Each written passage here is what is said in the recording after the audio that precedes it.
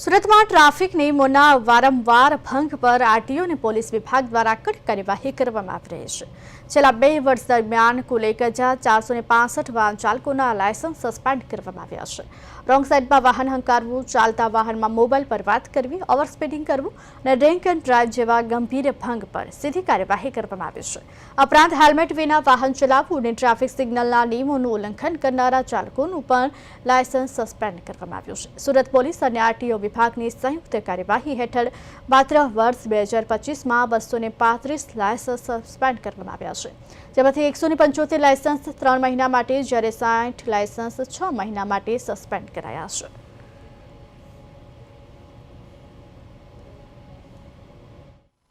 સુરત જિલ્લામાં વર્ષ 2024 દરમિયાન કુલ 235 ડ્રાઇવિંગ લાયસન્સ સસ્પેન્ડ કરવામાં આવ્યા છે, જેમાંથી 175 ડ્રાઇવિંગ લાયસન્સ 3 માસ માટે અને 60 ડ્રાઇવિંગ લાયસન્સ 6 માસ માટે સસ્પેન્ડ કરવામાં આવ્યા છે। જે 3 માસ માટે જે ડ્રાઇવિંગ લાયસન્સ સસ્પેન્ડ કરવામાં આવ્યા છે તેના મુખ્ય ગુનાઓની અંદર વધુ સ્પીડે વાહન ચલાવવું, મોબાઈલ ફોન ઉપર વાત કરવી, રોંગ સાઇડ અને હેલ્મેટ ન પહેરવું તેવા ગુનાઓ સામેલ છે। જ્યારે 6 માસ માટે જે 60 ડ્રાઇવિંગ લાયસન્સ સસ્પેન્ડ કરવામાં આવ્યા છે તેના મુખ્યત્વે ગુનાઓની અંદર ફેટલ એક્સિડન્ટ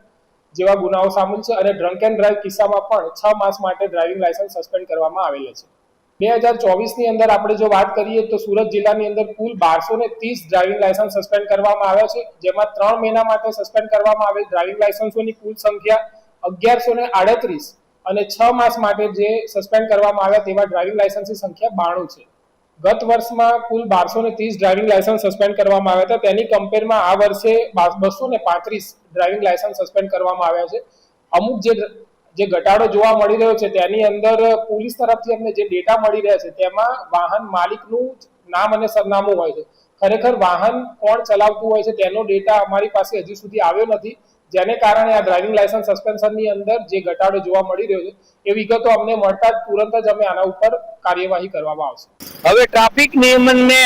ભંગ કરનારા લોકો થઈ જજો સાવધાન, કારણ કે જે પ્રકારે આરટીઓ અને સુરતની પોલીસ દ્વારા જે પ્રમાણે મોટી કાર્યવાહી કરવામાં આવી રહી છે અને જે પ્રમાણેના દ્રશ્યો અને જે પ્રમાણે જોઈ શકાય છે તે મુજબ કે ખાસ કરીને જે રીતે વારંવાર જે નિયમોનો ભંગ કરતા વાહન ચાલકો સામે આરટીઓ દ્વારા કડક કાર્યવાહી છે તે હાથ ધરવામાં આવી છે અને છેલ્લા 2 વર્ષ દરમિયાન 1465 વાહન ચાલકો સામે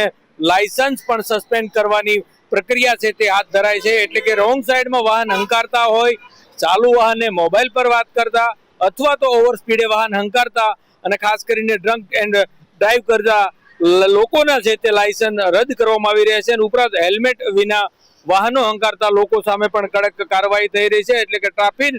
સિગ્નલના નિયમોનું ભંગ કરતા વાહન ચાલકો સામે લાયસન્સ સસ્પેન્ડ કરવામાં આવ્યા છે અને વારંવાર જે પ્રકારે વાહન ચાલકો સામે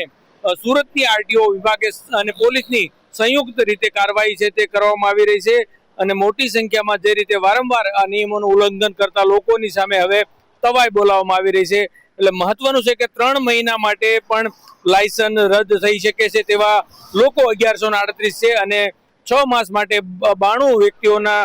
ડ્રાઇવિંગ લાયસન્સ છે તે રદ કરવામાં આવ્યા છે। એટલે આરટી વિભાગની કડક કાર્યવાહી છે। એટલે વારંવાર નિયમોની એસી તેસી કરતા લોકો હવે સુધરી જજો અને સાવધાન થજો, કારણ કે જે પ્રકારે નિયમોનું ઉલ્લંઘન કરનાર સામે પોલીસ અને આરટીઓ વિભાગની મોટી કાર્યવાહી છે તે કરતા નજરે પડી રહ્યા છે, ત્યારે વાહન ચાલકો નિયમોનું ઉલ્લંઘન કરનાર થઈ જજો સાવધાન। કેમેરામેન અજય કુમાર સાથે અરવિંદ રાઠોડ, પ્રદેશ 24 ગુજરાતી, સુરત।